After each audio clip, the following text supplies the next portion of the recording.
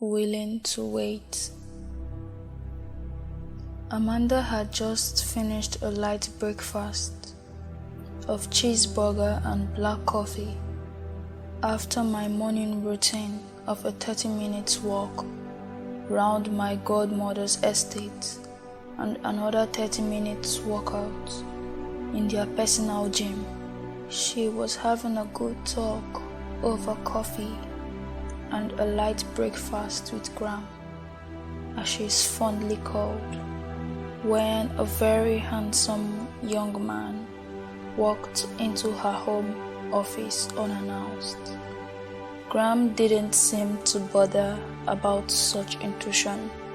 She only smiled and gave him a passionate hug, the very kind she reserves for those with very large spots in her heart.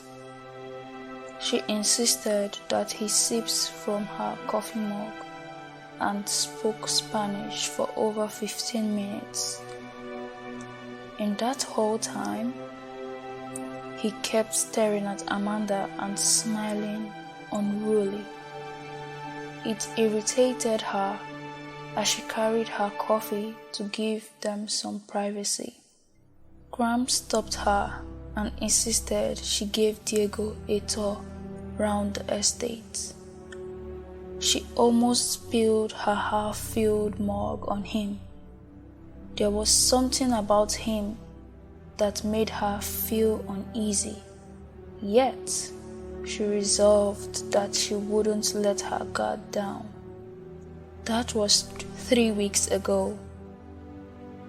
Now her guards have betrayed her. She had to live with the surging emotions inside her that wouldn't go. What is happening to you, Amanda? She questioned herself. As much as she hated to admit it, she was already losing focus. Diego was clouding her thoughts for the wrong reasons. The mere sight of him excited her. Even the slightest of his touches gets her on the edge. She thought about resisting him, but the more she did, the more she wanted him. 2 days to Diego's departure back to Spain, he invited her to a party, which is totally new to her. All her life, she has never attended one. For all the reasons there was, she knew she shouldn't accept such offer. Yet, she did with a very big smile on her face. And for the first time, she gave into her obsession. On the evening of the party, while others were dancing to the soft rhythm of Spanish music, Diego called Amanda out to the garden, telling her that Graham wanted seeing both of them. She walked beside him with the excitement of a little girl at the sight of her favorite ice cream. She should have gone back inside when she found the garden deserted with no sign of Graham, but she stayed back comfortably and allowed her skimpy pyjamas button open slightly. Her body must have given out too much clues, because Diego caught the hint. He reached out to her and held her by the waist. Her mind began to wander through faraway islands and fairylands.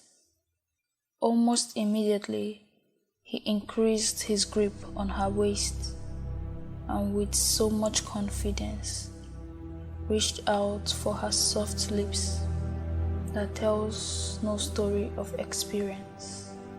Because Amanda's lips were void of any experience, it stayed still and allowed the expert to do with it as he liked. He was about to unbutton what was left of her pyjamas when Danielle, Graham's granddaughter, pushed her head out of the balcony and called out to her uncle of Spanish origin to come keep her company till she eventually slips off. Amanda could read lines of disappointment creeping all over his face. She, on the other hand, felt like a child craving for prohibited meal. She walked back to her room silently, thinking so much about the events of the last few minutes. She felt embarrassed, disappointed at herself, excited, and at some point shared something in common with Oliver Twist. She wanted more of what she felt that evening. The yearning for more frightened the good girl in her. Here she was, a girl from a Pakistani background, running a research fellowship in behavioral and psychological dynamics in Cranfield University under the supervision of Graham in the UK. When she first came to the UK, she was always by herself until Graham, her professor, took special interest in her. That night, as she retired to her bed, she feared how she had run right into what she should have fled from. She was surprised that the thought of sinful pleasure excited her without any regrets. As she kept brooding over what transpired, a line of scripture crossed her mind. The words stung her to jump up to her feet and sink down on her knees. Calm but carefully pronounced, the words pierced her again. The wages of sin is death. The burden got weightier for her to bear alone. While on her knees, all she managed to say was, "Lord have mercy." And for 2 straight hours, all she could do was weep. Graham wants to see us briefly at the garden. Amanda looked up apprehensively at the speaker, who had once lured her with that line to the garden, only to feed her fantasy. She knew better than to tread carelessly on that path a second time. She then called out to Danielle, who had just finished a plate of grilled chicken and ice cream with her favorite Snickers chocolate, which she wouldn't mind having as a full-course meal. "I anticipated your arrival at the pub last night. What happened?" he asked, trying to reach out for her tiny waist. "I made a mistake accepting your invitation, and I am glad I realized it soon, before doing something nasty." He laughed hysterically, leaving Amanda to wonder what was amusing about her reply. He laughed again, and with a friendly tap on her shoulder, walked away, leaving her to her thoughts. Stopping at a short distance, he added, "That was a good fight you put up. You might not be this lucky next time."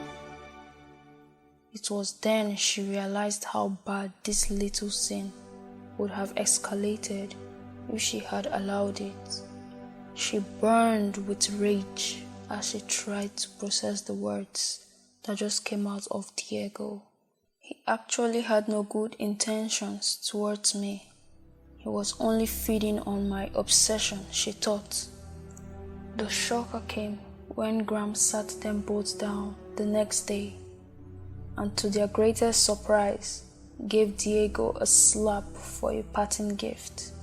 Honestly, none of them saw that coming.